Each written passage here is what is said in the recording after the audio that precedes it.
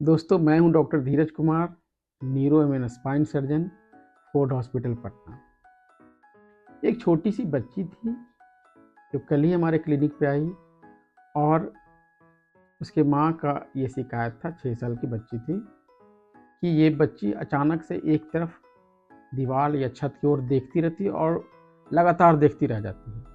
जब हम उसे जगाते हैं कि ऐसा क्यों कर रही हो, तो फिर वो नॉर्मल हो जाती है। ये क्या था दोस्तों? इसकी डायग्नोसिस कैसे हो सकती है? क्या आप जानते हैं कि ऐसी बीमारियों में अक्सर एमआरआई, सीटी स्कैन सारे नॉर्मल आते हैं? तो हम किस जांच की सहायता ले सकते हैं? दोस्तों, ये एक तरह का सीजर है जिसको एब्सेंस सीजर भी कहते हैं, और ये एक जांच है जिसे कहते हैं ईईजी। इस जांच की सहायता से हम लोग डायग्नोसिस कर सकते हैं। उस बच्ची की ईईजी हुई और उसमें एब्सेंस सीजर डायग्नोज हुआ, उसे दवा दी गई है और बहुत ज़्यादा चांस है कि वो पूरी तरह से ठीक भी हो जाएगी। आखिर ये ईईजी होता क्या है?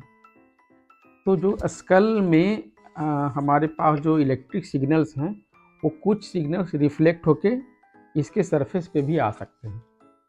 यदि स्कल के सरफेस पे हम लोग छोटे छोटे प्रोब्स लगा दें, तो इसका जो ब्रेन का इलेक्ट्रिक सिग्नल है वो उस प्रोब के थ्रू हम लोग प्राप्त कर सकते हैं। इसे ही ईईजी जांच कहते हैं। तो ये करते क्यों हैं? जनरली सीजर डिसऑर्डर में करते हैं।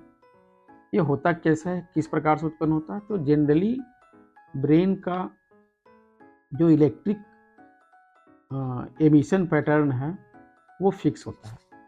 लगभग सभी आदमी में एक तरह का फिक्स है ये। यदि इस इलेक्ट्रिक पैटर्न में, जिसमें 16 तरह के हम लोग इसमें प्रोब्स या इलेक्ट्रोड्स बोलते हैं, डाल देते हैं स्कल के ऊपर, तो उसमें यदि एबनॉर्मल एक्टिविटी पाई जा रही है तो उसका एक डिफरेंट पैटर्न होगा।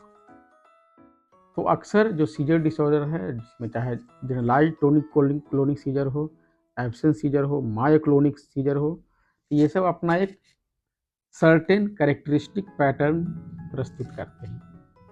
वो पैटर्न स्कल सरफेस तक जो आता है, उसे हम लोग प्रोब की सहायता से डिटेक्ट करके ग्राफिकल फॉर्म में प्राप्त कर लेते हैं।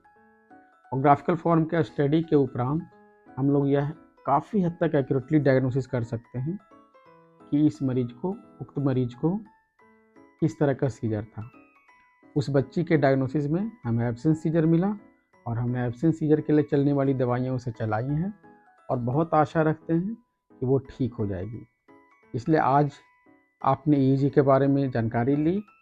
यदि ईईजी के बारे में आपको कुछ भी और जानना हो तो आप हमारे व्हाट्सएप या फेसबुक नंबर पे कोई मैसेज दे करके आगे की जानकारी ले सकते हैं। और किन लोगों को इसकी जांच करानी चाहिए, ये भी हम आपको मैसेज के माध्यम से बता सकते हैं। धन्यवाद दोस्तों।